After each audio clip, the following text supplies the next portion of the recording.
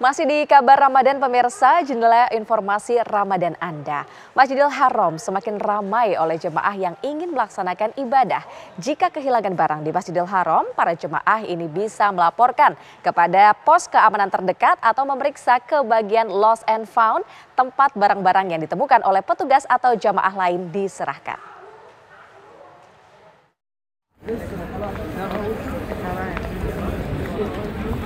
Keramaian di Masjidil Haram membuat tak sedikit jemaah umroh yang kehilangan barang tanpa disadari. Entah tertinggal di tempat wudhu, saat mengaji, bahkan terjatuh di area tawaf atau sa'i. Nah, jika kehilangan barang di Masjidil Haram, para jemaah bisa melaporkan kepada pos keamanan terdekat atau memeriksa ke bagian lost and found, tempat barang-barang yang ditemukan oleh petugas atau jemaah lain diserahkan. Kantor lost and found terletak di luar marwah.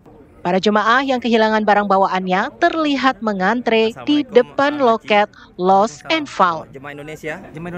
Tas saya hilang nih Pak. Tas saya hilang dan tadi sempat dioper ke sana kemari di beberapa kali gate, akhirnya disuruh cari di Lost and Found.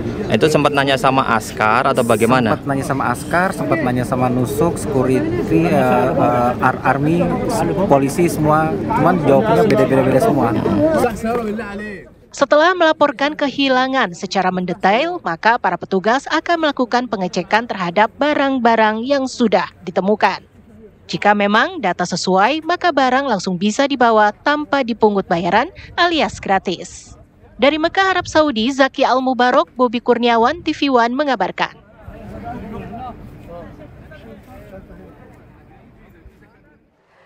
Langsung saja kita update informasi terkini dari Mekah, Arab Saudi, pemirsa, yang akan dilaporkan langsung oleh rekan kami, Zaki Al-Mubarok.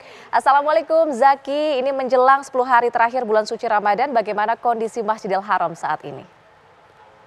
Ya, waalaikumsalam pada Indi. Nah, ini benar sekali. Seperti yang sudah diberitahukan oleh para mutawif kami, bahwasannya semakin mendekati 10 hari menjelang 1 Syawal atau 10 hari terakhir Ramadan, ini wilayah Masjidil Haram sangat ramai sekali. Ini bisa terlihat di waktu-waktu sholat. Bahkan para askar maupun para petugas 911 yang mengatur lalu lintas juga baik itu di Masjidil Haram maupun di jalan raya.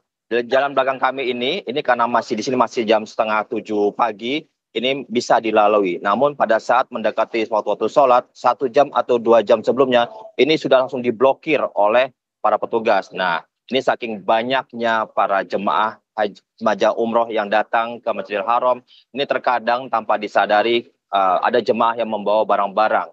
Nah, itu baik itu di tawaf maupun sa'i. Nah, apabila di tawaf terutama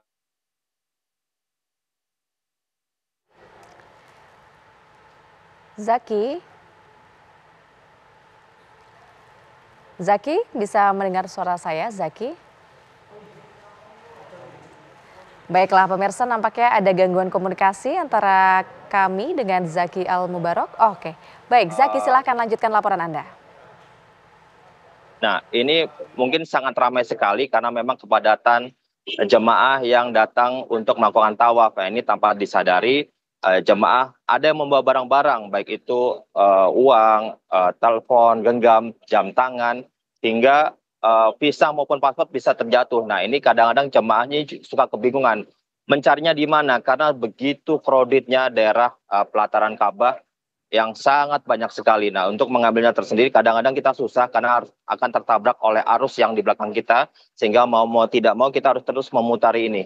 Nah, saya terkadang aja masih suka menginjak barang-barang milik jemaah yang terjatuh. Nah, untuk mencarinya ini para jemaah disarankan untuk bertanya pada askar maupun langsung ke area Lost and Found. Nah, saya mendapat informasi apabila sudah selesai tawaf dan sa'i, nah letak Lost and Found ini berada di pintu tawaf.